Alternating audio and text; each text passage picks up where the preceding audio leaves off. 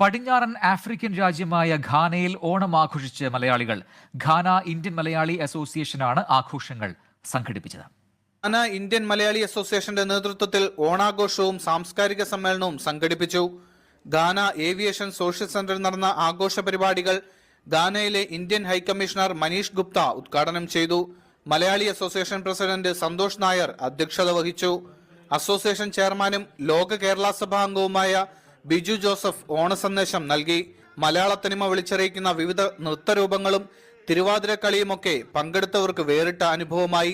കുട്ടികളുടെ സ്കിറ്റുകളും വിവിധ കായിക മത്സരങ്ങളും വിഭവസമൃദ്ധമായ സദ്യയും ഓണാഘോഷത്തിന്റെ ഭാഗമായി.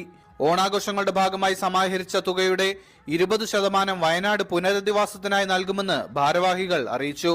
Vice president Aneesh Nandanam, secretary Santhosh K O, joint secretary Lijo John, treasurer Pradeep V Joseph എന്നിവർ പരിപാടികൾക്ക് നേതൃത്വം നൽകി.